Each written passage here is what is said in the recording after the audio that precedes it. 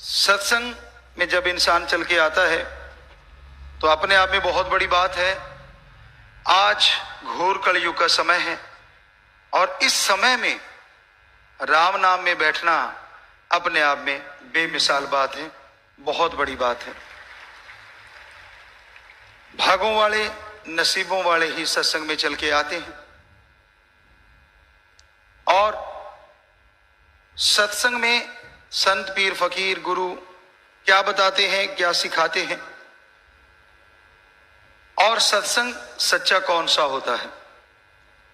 गुरु यानी संत, पीर, फकीर उस परमपिता परमात्मा की बात सुनाते हैं। गुरु कौन होता है, कैसे बनता है, गुरु कहा किसे जाता है। गु शब्द का मतलब है अंधकार और रू का मतलब है प्रकाश। यानी गुरु का मतलब अज्ञानता रूपी अंधकार में ज्ञान का दीपक जला दे। अब गुरु तो बहुत है, मां गुरु है, पहला पापा है, बहन भाई है, जिनसे बंदा सीखता है, बहुत सारा ज्ञान लेता है। फिर टीचर, मास्टर, लेक्चरर इसी श्रेणी में आ जाते हैं। लेकिन गुरु शब्द जो पुरातन समय से बना था वो दुनियावी ज्ञान भी दे लेकिन रूहानी ज्ञान का खजाना हो। कैसे आपने जीना है, जीते जी खुशियां कैसे हासिल कर सकते हो, किस तरह से जीवन यापन करना चाहिए और कैसे मरणोपरांत आवागमन से मोक्ष मिलता है, मुक्ति मिलती है। तो ये बातें जो गुरु बता दे पुरातन समय में हमारे उसे ही गुरु कहा जाता था। दोनों जहान का ज्ञान देने वाला ही सच्चा गुरु होता है। बदले में किसी से कुछ ना ले, ना धर्म छुड़वाए, ना जात मजहब, ना काम धंधा छुड़वाए। गुरु का काम हर तरह के क्षेत्र में रहने वाले के लिए बात बताना होता है।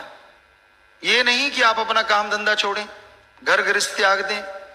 त्यागना बेइंतहा मुश्किल है, पर जो सच्चा त्याग कर देते हैं, सच्चा त्याग यानी अगर घर परिवार छोड़ा है तो छोड़ा है, त्यागी हैं तो हैं, और फिर अपनी जिंदगी सारे समाज के लिए, परमपिता परमात्मा सदगुरु के लिए लगाना, इसी का नाम त्यागी है, इसी का नाम ब्रह्मचार्य है। ये बड़ा मुश्किल काम है। कहना बड़ा आसान, करना बड़ा मुश्किल है।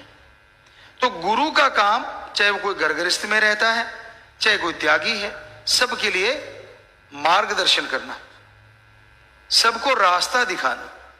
जैसे अंधकार होता है ना, आप किसी ऐसी जगह पे हैं या आपको कुछ पता ही नहीं रास्ते किधर हैं, अचानक कोई टॉर्च लेके आ जाए और वो रास्ता दिखा दे तो कितना अच्छा लगता है, कितना सुकून मिलता है, सारी टेंशन चली जाती है। उसी तरह ये संसार एक अंधकार की तरह है। जब तक ज्ञान का दीप कोई जलाएगा नहीं, रास्ता नजर आएगा नहीं। तो अलग अलग टीचर, मास्टर, लेक्चरर, उस्ताद कह लो, वो ज्ञान का दीपक जलाते हैं। मां खाना पीना, रहना, बोलना सब सिखाती है।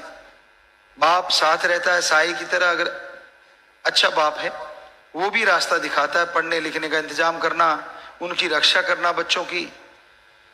और यही नहीं, हर बात बताता है। फिर दूसरे टीचर आ जाते हैं अलग अलग तरह के, कोई गेम का आ गया, कोई स्टडी करवाने वाला आ गया, कोई गाना सिखाने वाला आ गया, कोई साज सिखाने वाला आ गया।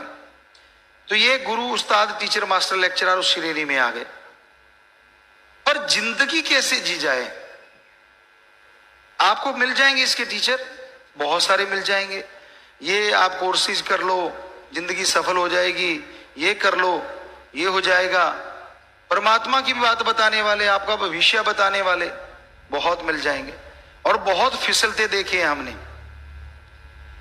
इसका माथा ये कह रहा है, इसका हाथ ये कह रहा है, इसका मेरा तोता ये बोला, उसका तोता वो बोला, आप सब जानते हो।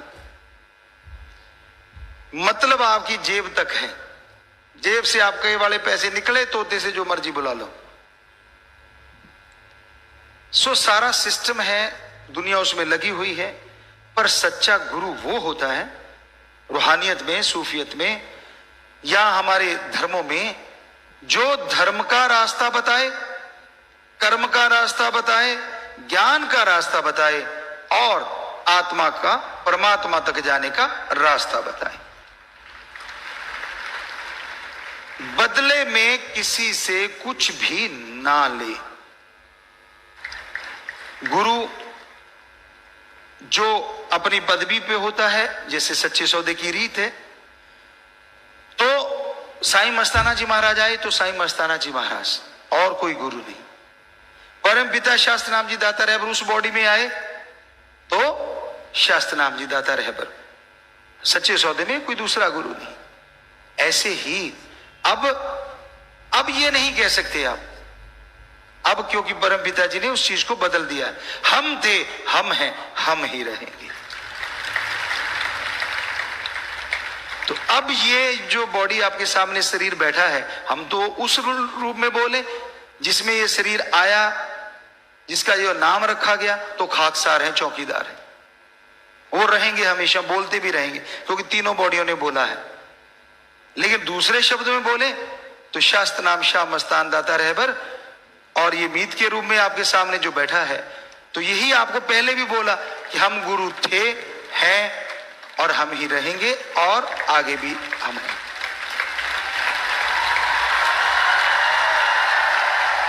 यानी कोई भ्रम का चक्कर ही नहीं है। क्या कभी गुरु वाली जगह पे किसी को लाना चाहिए? कल्पना नहीं करनी चाहिए, लाना तो दूर की बात। रूहानियत, सूफियत ये कहती है कभी नहीं, सोच में भी नहीं आना चाहिए। हम अपनी बात सुनाते हैं आपको, एक छोटी सी बात, क्योंकि गुरुगद्दी का कईयों ने बड़ा शोर मचाया था, शायद आपने सुना ही होगा। जब आंधी तूफान आते हैं तो बहुत सारे शोर मचाते हैं। तो कहा गया था कि जी धक्के से गुरुगद्दी, ये वो फला। अब ध्यान से सुनना आप, गुरु जी ने अगर जायदाद की बात करें तो हमारे गांव में लगभग 170 से 190 बिग्गा, अब तो क्योंकि बहुत पहले की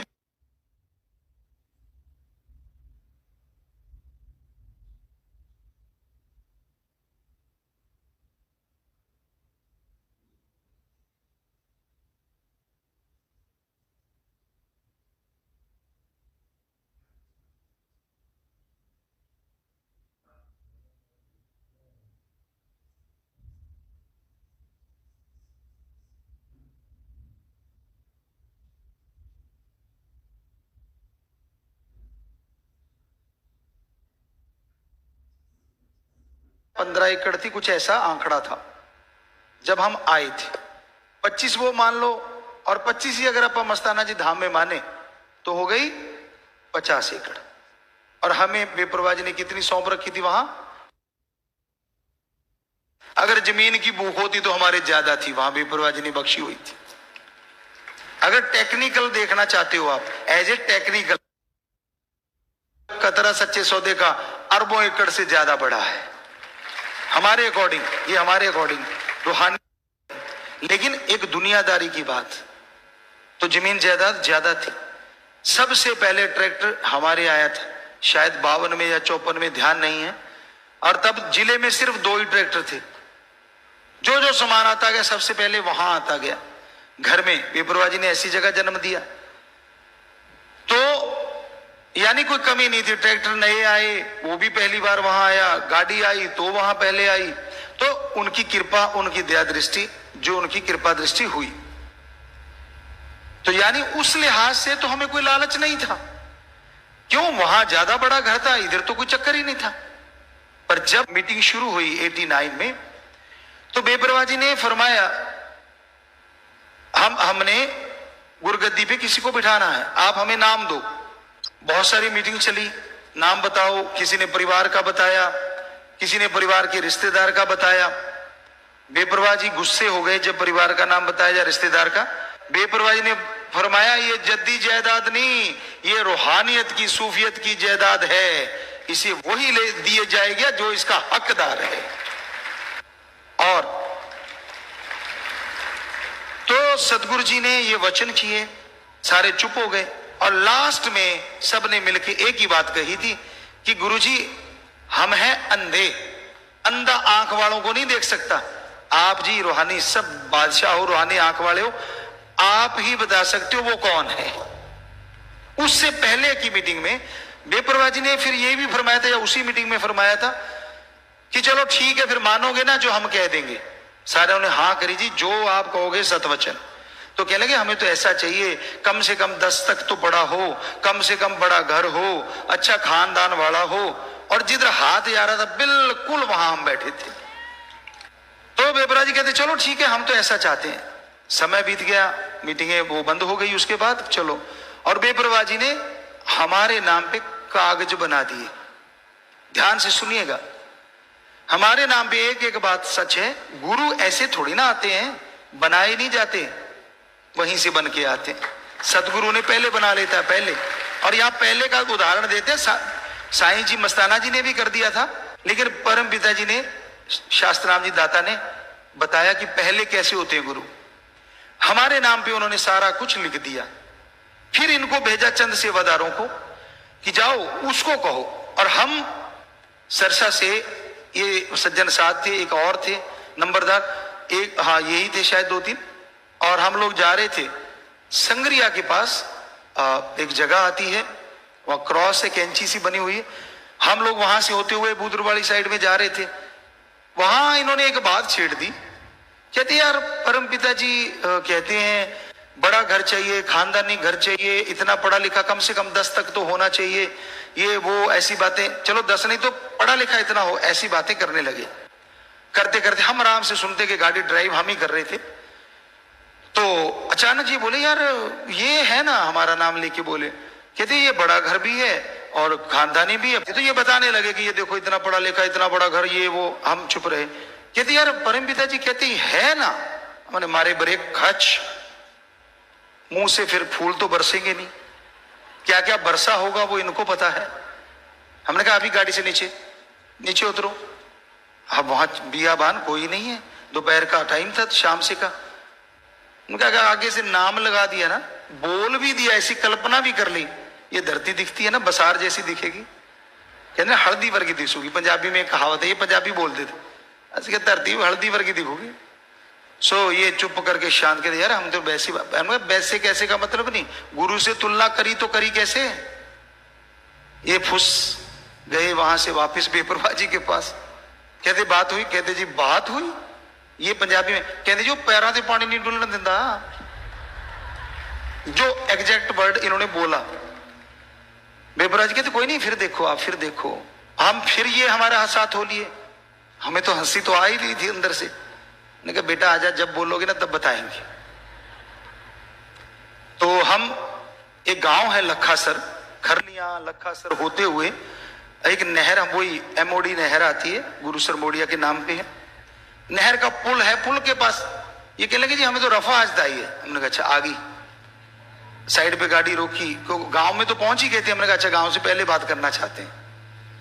तो उधर से बेपरवाह जी, इधर से हमें तो पता, अब सतगुरु जी ने तो बचपन में क्या गर्भ में भी बताया। तो हमने गाड़ी रोक दी, नरमा था, रूई नरमा था, तो उसी में ये बाथरूम वगैरह चले गए। चलने के बाद हाथ धो के बातें करने लगे।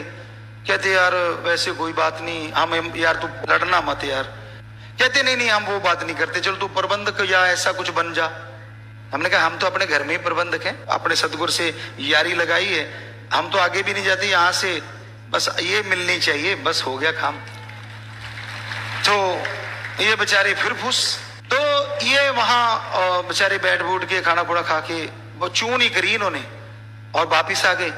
तो आगे लंबे लेट गए जी हमें छोड़ो, वो नहीं मानते जी, वो तो आपने कागज करवा दिए उनके नाम, ये करवा दिया वो करो, वो नाम नहीं लेने देते। बेपरवाह जी कहते आपने क्या कहा था जी? कहते जी ऐसे ऐसे कहा था दोनों बार। तो बेपरवाह जी ने हंसते हुए कहा आपके कहने से तो गधा ना आए, आप हमारा नाम लो जाके। अब जब ये बात हुई तो हम आए और मलोट में सत्संग था। मलोट से शायद इनका दांव दुओ नहीं लगा, बूदरवाली में आ गए। बूदरवाली में शायद बेप्रवाजी ने कहा, तो बूदरवाली में पुराने जिन्होंने देखा डेरा, तेरावास थी, छोटा आंगन भी था। आज आंगन तो शायद वैसा ही है, लेकिन उसके ऐसे मकान बने हुए थे लंबे, और उसके बैक साइड में हमें कहते यार बात करनी है। हमने इनको आंखें दिखाई तो कहते भाई मार पमे छड़, बात जरूर करनी है, परम पिता जी ने कहा। हमने कहा अच्छा चलो फिर। हमने कहा आगे लाइन पे, वो तो दोनों की बात थी। तो हम जब साइड पे गए तो ये कहने लगे भाई मार पमे छड़, सच्ची बात ये है परम पिता जी ने सीधा सीधा कहा है गुरगद्दी पे आपको ही बिठाना है।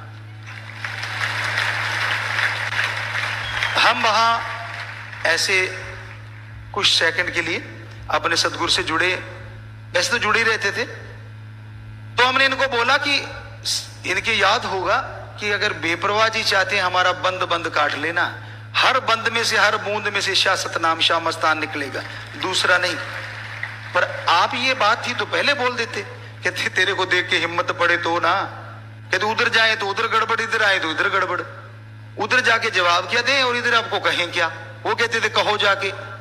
तो फिर बताया, हमने कहा नहीं अब भी हम आपकी बात मान ली, लेकिन ऐसा नहीं 100% बेपरवाह जी के पास लेके चलो। तो बेपरवाह जी ने कहा ही था कि आप कह देना फिर हमारे पास ले आना। तो ऊपर लेके गए, बेपरवाह जी लेटे हुए थे, मतलब कह लो पैर में दर्द या कमर में, ऐसा कुछ बहाना उन्होंने बनाया हुआ था। तो उनको जब उठाते थे तो लांगरी दो पकड़ के बेपरवाह जी को ऐसे बिठा देते थे चारपाई से। तो जैसे आए तो लेटे लेटे बेपरवाह जी ने, हमने सजदा किया, सबने किया, इन्होंने हमने किया तो आशीर्वाद दिया। हम ऐसे ही उनके चरण कमलों की तरफ बैठ गए, जहां से उनका मुखड़ा नजर है उनको हम नजर आए। बेपरवाह जी यूं उठे जैसे कोई बब्बर शेर छलांग मारता है।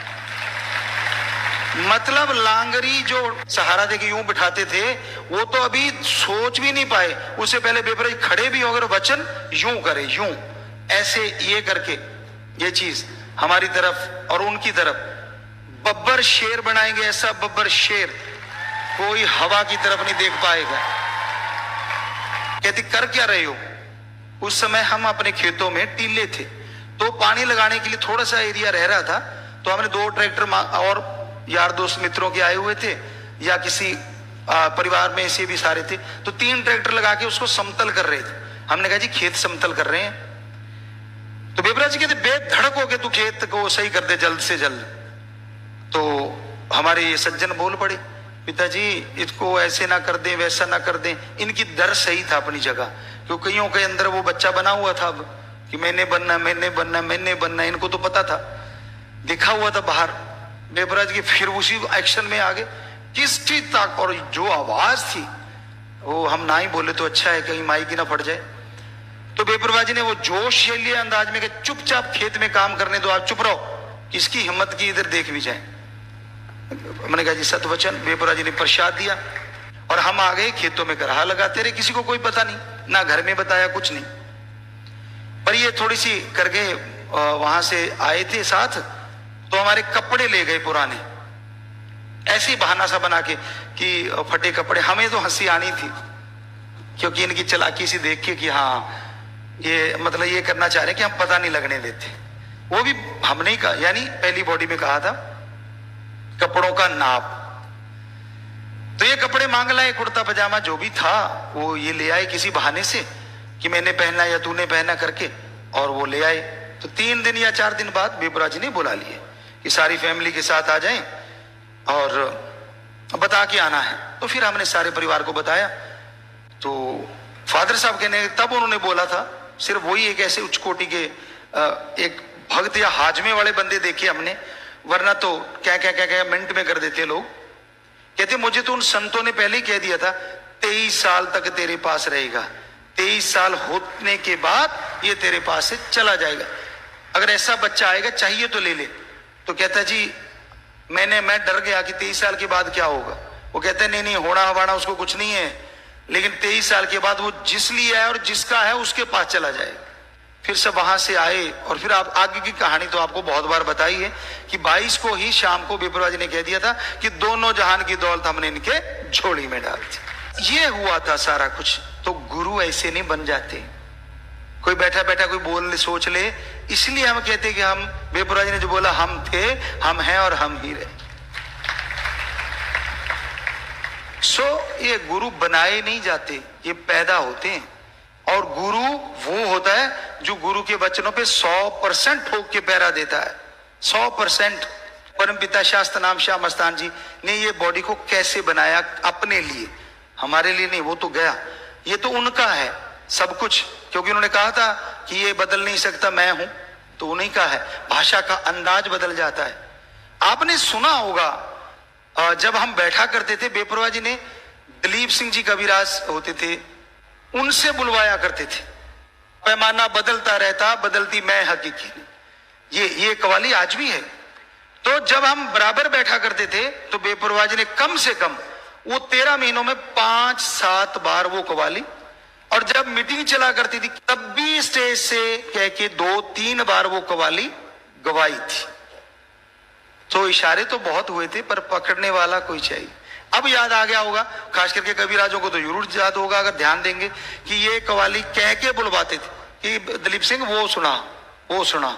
एक भजन और, पार सर से तो देखे कुल्ली यार दी, ओए डेरा पीर दा। विप्रवा जी ये भी कह के गवाया करते थे। फिर जब हम दोनों बैठे होते थे, आप कई बार सोचते होंगे हम दोनों आपस में क्या बातें करते थे, दोनों पार्टियां। आपने देखा होगा बहुत बार कि बैठे बैठे दोनों आपस में बातें भी करते थे, हंसते भी थे दोनों आपस में बातें करके। आपको बताया था कि मास्टर वो जो मिड्डू खेड़े वाला था, दर्शन सिंह, उसने एक भजन भी गाया था कि आप दोनों हंसते रहते हो, मुस्कुराते रहते हो, हमें भी बता दो, हम भी हंस लिया करें। वो बहुत बातें होती थी ऐसी। वो हमें क्या करते थे, कहते पहले तो बेटा बेटा चलता था आप लोगों के सामने, वहां यार भी चलता था। और ये सबके सामने कहा था हमें। जब बीकानेर से आए, निशानी देने लगे, दो दूसरों को कुछ और दे दिया, और हमें एक छल्ला दिया गाड़ी का, और उसमें बब्बर शेर बना हुआ था नीचे बहुत बड़ा। तो सबने देखा, इतना चमचमाता, ऐसे लगा जैसे गोल्ड का हो, उससे भी बेशकीमती था हमारे लिए।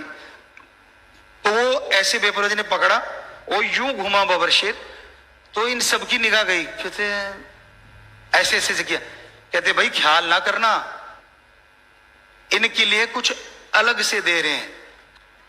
तो ये चुप करके बैठ गए। अभी बैठे ही थे, विप्रवा जी कहते आप इसको कहने लगे, यार आपको इसको कहा करते तेरे वाले यार नहीं आए। हमारे बारे में जब पूछते थे, एक आधे बार ये भी बोला। तो तब इनके सामने बोला कि यार नहीं, इन्हों अज तो असि आपदा पक्का यार बनाने। ये भजन ऐसे नहीं निकल रहे, यारी लगाई है। आप सुनते हो ना इश्क वाले भजन, लगाई थी वैसी है। इतना सा नहीं कुछ आने दिया बाल जितना, और ना वो खसम आने दिया। अब तो बॉडी उनकी है, बात ही खत्म। तब नहीं आने दिया, जो उन्होंने बोल दिया। मजाल है उसमें कोई आ जाए, चाहे माँ आ जाए, बाप आ जाए, बहन आ गया, भाई आ गया, असूल हैं तो हैं। भक्त का ये काम होता है, गुरु के वचनों पे ठोक के पैरा देना। एज ए भक्त हम तो अपना बता रहे हैं। तो फिर इसको वो पदवियां, वो खुशियां, वो सतगुरु मौला सब अपने पास बैठ के भी करवा देते। तो इस तरह बहुत सारी बातें हुआ करती। तो रूहानियत की ये जो टाइम आ रहा है, जो आने वाला है, उसकी चर्चा होती थी। अब आपको नहीं बता सकते हम वो चीजें, बहुत सारी गूढ़ होती थी मोस्टली। तो ऐसी बातें हम दोनों आपस में शेयर किया करते थे। निंदा की बातें चलती, कोई और कि भाई ये अच्छा नहीं है। कोई धर्म ही नहीं कहता कि निंदा करो, किसी धर्म में नहीं। विप्रवा जी कहते तूने सारे ग्रंथ पढ़ लिए ना जो हमने कहा था। हमने कहा हाँ जी। ऐसी बातें भी चलती थी। तो क्या कहता है कौन सा धर्म, तो हम उनको सारा बताते कि सारे धर्म ये कहते हैं। कहते हम तो पहले ही कह रहे हैं। कहते हम भी तो पढ़े हुए हैं सारे। हमने कहा जी आपसे तो, आप तो हमें पढ़ा रहे हो, ये क्यों बोलते हो। कहते टिक जा। तो यूं भी बातें चलती थी, जैसे एक यार दोस्त मित्र बातें करते हैं, यूं और बाप बेटा करते हैं, और फिर जैसे करते हैं। वो सारी बातें शरेआम भी होती थी, अकेले भी होती थी। अकेले भी बैठते थे हम लोग बहुत बहुत देर दोनों। ये उनका रहमो करम है। हम आज भी कहते हैं, अगर उस बॉडी की बात करें तो खाक सार थे हम, कुछ नहीं, कुछ भी नहीं थे। चाहे कितना भी टैलेंट गुरु जी ने, विप्रवा जी ने जन्म से भरा था, वो भी उन्होंने भरा जब गुरु मंत्र दिया, उसके बाद वो टैलेंट बाहर आया था, पहले नहीं। जबकि जन्म से था वो सब, तो ये उनका रहमो करम है। और अगर तीनों बॉडियों की तरफ से कहें तो हम आपके सेवादार थे, आज हैं, कल भी थे और कल भी रहेंगे। हम तो आपके जूतों में बैठने को तैयार हैं, मान बढ़ाई के भूखे ना थे, ना हैं और ना किसी के कहने से खुश होते। जितनी मर्जी बातें करते रहो, जो मर्जी कहते रहो, लेकिन आपका बुरा नहीं मनाते, ना आपको बुरा कहते हैं। हो सकता है आपको वो मजा आता हो, आपको उसमें नशा है, हो सकता है आपको नजर आता हो ऐसा, तो हम नहीं टोक सकते। लेकिन हम कभी ये नहीं कहते, क्योंकि भगवान आपको हमारे अंदर नजर आ रहा है, हम कैसे रोक सकते कि नहीं आ रहा, जब हमें आप सब के अंदर, ऑनलाइन वालों के भी अंदर से नजर आ रहा है, कण कण में नजर आ रहा है, जर्रे जर्रे में। ये पढ़ी पढ़ाई बातें नहीं, आप कर्म क्या करते हो वो आप अलग बात है, उससे कोई लेना देना नहीं भगवान को। पर आप सब के अंदर जिधर निगाह घुमाते हैं, मेरा यार मौला, मेरा सतगुरु मौला, मेरा राम, ओम हरि ईश्वर हमें कण कण में नजर आता है, आप सब के अंदर बैठा नजर आता है। तो कहने का मतलब, अपने गुरु का वचन ठोक के पैरा दिया करो, सारे के सारे। हम ये चाहते हैं, इसमें बरकत होती है, इसमें भक्ति में बहुत बढ़ोतरी होती है। आप नहीं जानते, प्यार बढ़ता है दिली भावना से, प्यार बढ़ता है किसी का भला करने से, किसी का साथ देने से। यकीन मानो, प्यार बढ़ता है गुरु के वचन मानने से।